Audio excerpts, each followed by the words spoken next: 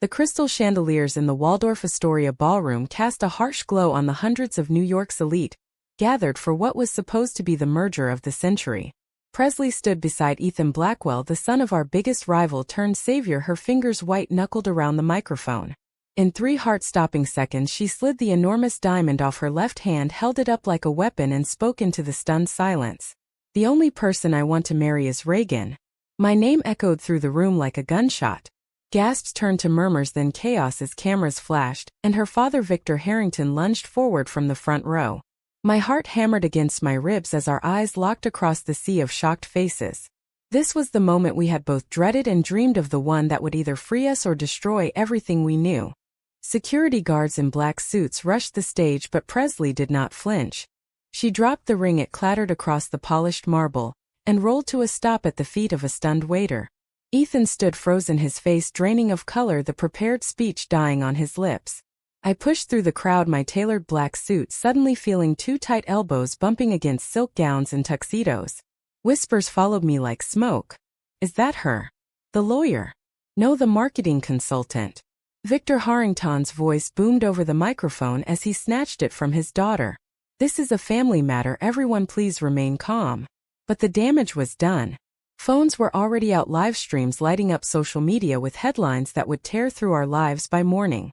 Presley stepped down from the stage, her heels clicking with purpose. She reached me in the middle of the floor, her hand finding mine in the frenzy.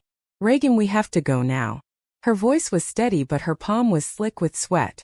We wove toward the side exit past gaping socialites and executives, who had come expecting a power alliance, not this public reckoning. Outside, the cool night air of Manhattan hit us like a slap. A black town car waited, the driver wide-eyed but professional.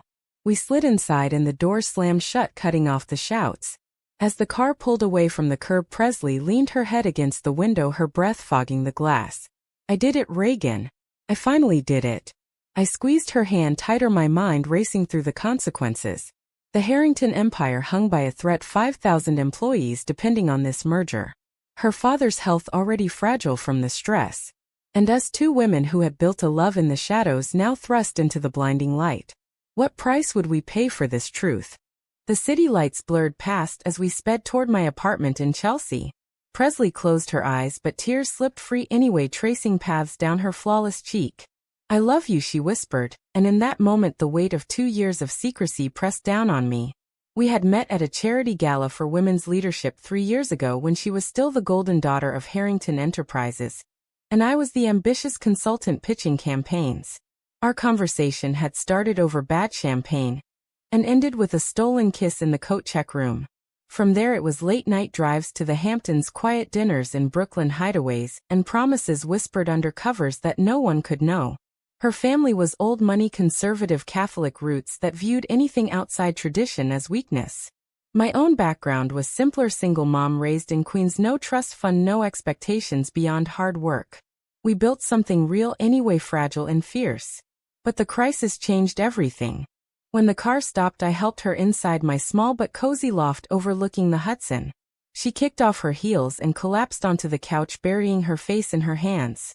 "They will never forgive me," she said, her voice muffled. "The board will vote me out by noon. Ethan will pull the funding and the company will fold." I sat beside her, pulling her into my arms. "Then we fight for something better." But inside, doubt gnawed at me. Had I pushed her too hard with my quiet pleas to choose us? Was this freedom, or just another cage of regret? The night stretched long with phone calls, ignored notifications exploding. By dawn the first news alerts hit. Harrington heiress rejects merger for secret lesbian affair. The storm had begun, and we were at its center. The next morning the world looked different through the lens of exposure. Presley slept fitfully on my couch, her designer gown rumpled like a fallen banner. I made coffee strong and black the way she liked it, and stared at my laptop screen where the story had already gone viral. Comment sections filled with judgment, some supportive, most vicious. Disgusting. How could she humiliate her family like that? Others called her brave. I closed the tab, unable to read more. When she woke, her eyes were red but determined. "Reagan, I don't regret it. But we need to talk about how we got here." So we did. Over breakfast that turned into lunch, we unraveled the thread back to the beginning. It started at the annual Women in Finance Gala at the Metropolitan Museum of Art. I was there networking for my consulting firm Thompson Strategies. Presley was the keynote speaker, poised elegant in a navy power suit, her dark hair swept into a chignon. Her speech on ethical leadership in family businesses resonated with me because I saw the cracks beneath her polish. Later at the cocktail hour, our paths crossed when I accidentally spilled a drop of wine on her sleeve. Instead of annoyance, she laughed and said, "Accidents make the best stories." We talked for hours about everything and nothing, the pressure of expectations, the quiet loneliness of success.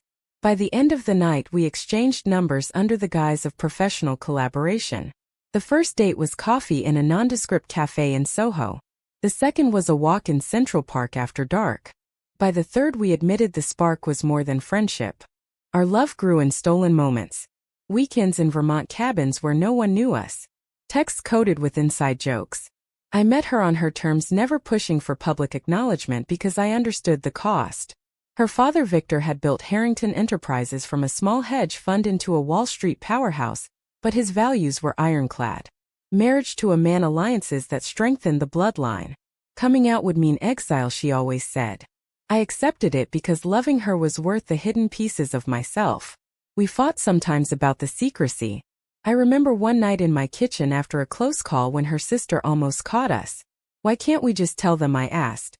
"Because it would break my mother," she replied, her voice cracking. "And the company needs stability, not scandal." Then the crisis hit 18 months ago. A bad bet on overseas markets, a lawsuit from a major client. And suddenly Harrington was bleeding cash. Boards demanded action. Victor called Presley into his office and laid it out. Marry Ethan Blackwell. His father's firm would inject capital, merge divisions, and save us all. It was presented as duty, not choice. Presley came to me that night shaking. "They want me to announce in 3 months." I held her while she cried, but I could not offer solutions, only support. We argued then. "You don't have to do this," I said. "There are other ways, loans, investors." But she shook her head. 5,000 families, Reagan. My legacy. My father's heart condition. How do I live with that blood on my hands? I backed down because I loved her enough to let her choose, even if it tore me apart. Now, in the aftermath of the gala, we sat on my floor surrounded by takeout containers, reliving those choices. She traced patterns on my hand. I thought agreeing to the engagement would buy time, maybe find another investor. But standing there with Ethan smiling for the cameras, I realized I couldn't fake the rest of my life. The price of silence was too high. I pulled her close, inhaling the faint scent of her perfume mixed with yesterday's stress. We would face the fallout together. But as the day wore on, calls from my own clients started coming in, questioning my judgment. One even canceled a contract, hinting at moral concerns. The prejudice was not abstract, it was personal, and it was just beginning. By evening, we decided to lay low, plan our next move. Love had won the battle, but the war for our future was far from over. The days blurred into a siege. Presley's phone rang nonstop, her father's number flashing like a warning. She finally answered on the third day, her voice calm but steel-edged. "Dad, this is my life." The response was a roar that echoed through my apartment. "You have destroyed everything we built. Come home now and fix this." She hung up, tears in her eyes but resolve in her posture. We spent that afternoon digging into the financials she had smuggled out on a thumb drive. Harrington Enterprises teetered on the edge of Chapter 11. The merger with Blackwell's group would have injected $200 million, stabilized the stock, and protected jobs. Without it, layoffs were inevitable. I watched her pore over spreadsheets, her brow furrowed in that way that always made me want to smooth away the worry. "Reagan, what if I was wrong?" she whispered. "What if love isn't enough to feed families?" We revisited the ultimatum night in painful detail. Victor had summoned her to the family estate in Greenwich 2 months before the gala. Her mother sat silently beside him, wringing her hands. "Presley, the board has approved the terms. Ethan is a good man from a good family. This is not about love, it's about survival." She had protested, citing her work, her independence. But Victor played his trump card. "Your grandfather started this company with nothing. Are you going to let it die because of selfish choices?" He did not know about me then, or maybe he suspected and chose denial. Presley had called me afterward, her voice hollow. I said yes, Reagan. To buy time. To maybe negotiate better terms. But deep down she knew it was a betrayal of us. Our argument that night was raw. I paced the living room, anger mixing with hurt. You agreed to wear his ring to stand beside him in public. How am I supposed to feel? She stood her ground, eyes flashing. You think this is easy for me? Every time I smiled for the cameras I died inside. But the alternative was watching my father have another heart attack, watching employees lose homes. Tell me, Reagan, how do I choose between the woman I love and the people who depend on me? We did not speak for hours after that. I slept on the couch, she in the bed. By morning we reconciled in the quiet way we always did, hands finding each other, apologies and touches. But the wound lingered, a reminder of the impossible choices love forced upon us. As the week progressed, external pressures mounted. A tabloid published old photos of us from a discreet trip to Aspen, grainy but unmistakable. Social media exploded with hashtags. Harrington hypocrite. Save the company, not the agenda. Clients pulled from my firm, citing brand risk. I met with my team in a tense video call, explaining without details that personal matters would not affect work. But doubt crept into their eyes. Meanwhile, Presley's sister Claire, a board member and once close confidant, sent a scathing text. You betrayed us all for her. I always knew you were weak. The betrayal stung deepest because Claire had been the one to cover for us, once suspecting but never confirming. Now she chose sides, publicly aligning with Victor to salvage the deal. Presley and I sat on the rooftop of my building that evening, watching the sun set over the skyline. She leaned against me, her head on my shoulder. I thought agreeing to the engagement would protect everyone. Now it feels like I sacrificed our truth for nothing. I kissed her temple. We find another way. Investors who believe in ethics. A pivot to new markets. But inside I wondered if my encouragement had been selfish, pushing her toward a path that might ruin her world. The moral weight pressed heavy. Was saving a corporation worth erasing who she was? Was my love worth the collateral damage? The questions hung unanswered as night fell, but our bond held tighter, forged in the fire of consequence. Tension thickened as the gala fallout spread like wildfire through boardrooms and living rooms. Presley moved in with me fully, her penthouse now under surveillance by family-hired eyes. We tried to work from home, her on calls with loyal executives, me revising campaign pitches that suddenly felt hollow. One afternoon her phone buzzed with a message from Ethan. We need to talk. In person. She agreed against my advice, meeting him at a neutral cafe in Midtown. When she returned, her face was pale. He was angry, Reagan, but not just about the humiliation. He said he suspected something months ago but thought it was a phase. Now he feels used. The merger is dead. His father pulled all support. The betrayal from within came next. Claire leaked private emails to the press, emails where Presley had confided doubts about the engagement. Headlines screamed, Harrington daughter plotted to deceive family for secret lover. Victor called a press conference disowning her publicly. You are no longer my daughter. The company will survive without your chaos. Presley watched it live, her hands trembling. I held her as sobs racked her body. The woman who had commanded rooms now looked small, fragile. We argued again that night, voices raised for the first time in months. Why didn't you tell me about the emails? I demanded. Because I was trying to protect you, she shot back. Every choice I make seems to hurt someone. You, them, me. Societal prejudice revealed itself in ugly ways. My doorman refused to acknowledge her with his usual warmth. Old colleagues crossed the street to avoid me. One evening at the grocery store, a woman recognized us and hissed "Dyke homewrecker" loud enough for the aisle to hear.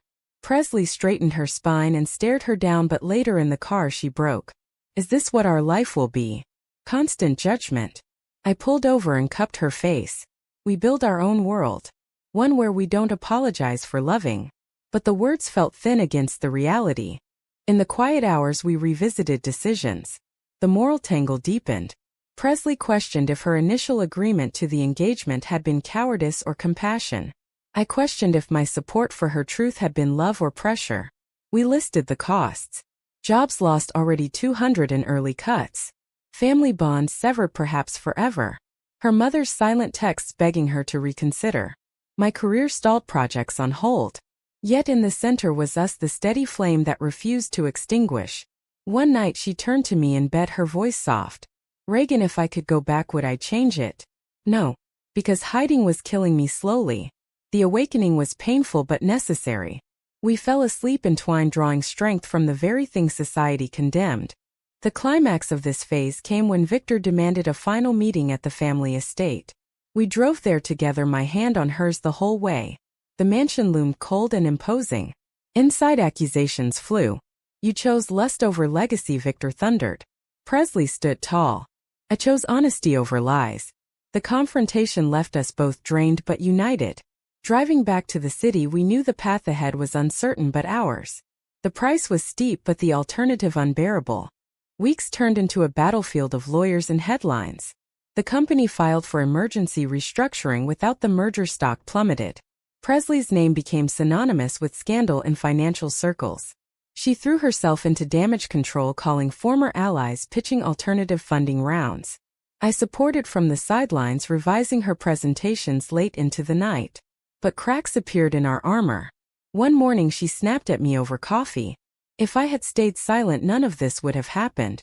The words hung heavy. I retreated to the bedroom, fighting tears. Was she regretting us? Later she apologized, holding me tight. "I'm scared, Reagan, of losing everything we fought for." The inner conflict peaked during a sleepless night. Presley paced the floor, voicing doubts that mirrored my own. Was it right to prioritize personal happiness when so many suffered? The employees sending pleas on social media. Her father's declining health reported in the papers. I listened, then shared my turmoil. "I encouraged you to be true, but did I consider the wider ripple? Love should not demand destruction." We talked until dawn, dissecting right and wrong. Society set family duty first. Our hearts said authenticity. No easy answers, only the commitment to face consequences together. A major confrontation came when Ethan sued for breach of verbal agreement, seeking damages. The court date loomed. In preparation, we met with my lawyer friend, who warned of public scrutiny. The deposition was brutal, questions probing our relationship timeline, implying manipulation. Presley emerged shaken but defiant. "They want to paint me as the villain. But I know the truth." That evening we escaped to a quiet park bench in Brooklyn. She rested her head on my shoulder. "Remember the beach in California last summer? Just us, no masks." I nodded, the memory a lifeline. We need more of that. Betrayals compounded when a former friend of Presley's sold a story claiming she had always been unstable. The article twisted our love into something predatory. Comments flooded in ugly stereotypes. We stopped reading them, but the damage to her spirit was real. I watched her withdraw, at times questioning her worth. My role was to remind her of her strength, the woman who built strategies that saved divisions, the woman who loved fiercely. Slowly she reemerged stronger. Our bond deepened through the trials, conversations turning philosophical about sacrifice and self. What is a legacy if built on denial? What is success without integrity? As the month closed, a small victory emerged. An ethical investment firm reached out, intrigued by Presley's story of resilience. Meetings began, tentative but hopeful. The price remained high, family ties frayed, careers altered. Yet in quiet moments we found joy. A home-cooked meal, laughter over old photos. The awakening was gradual. Presley shed the weight of expectation, I released the guilt of influence. Together we stood at the edge of a new chapter, uncertain but authentic. The final board meeting was held virtually. Presley dialed in from our living room, dressed in a simple blouse, no armor of designer labels. Victor presided, his face etched with exhaustion. The vote was to remove her from all positions. She accepted it with grace. I built what I could, now I choose what matters. The call ended in silence. Afterward she turned to me, eyes clear. "It's done, Reagan. No more hiding, no more pretending." We celebrated quietly with takeout and wine, toasting to new beginnings. In the months that followed we rebuilt. Presley founded a boutique advisory firm focusing on women-led enterprises. I expanded my consulting to include diversity initiatives, the very prejudice we faced becoming fuel for change. The company survived in shrunken form under new leadership, but hundreds still lost jobs, a scar that lingered. Family reconciliation was partial. Her mother visited once, in secret tears and tentative hugs. Victor remained distant, his pride unyielding. Ethan settled the suit out of court, no admission of fault. Media interest faded, replaced by fresher scandals. Our life settled into a rhythm of shared mornings, weekend escapes, and honest conversations. The romantic spark that defined us in secret now burned openly. Walks in the park, hands linked without fear. Dinners where we talked dreams, not fears. The transformation was profound. Presley discovered strength in vulnerability. I found peace in supporting without saving. Yet the costs echoed. Late nights when she stared at old family photos. Days when I fielded awkward questions from clients. We faced them together, turning pain into purpose. One evening on the same California beach, from our memories we walked barefoot, waves lapping at our feet. Presley stopped and faced me. "Thank you for standing with me through the storm." I smiled, pulling her close. We paid the price, but we gained each other fully. The sun dipped low, painting the sky in golds and pinks.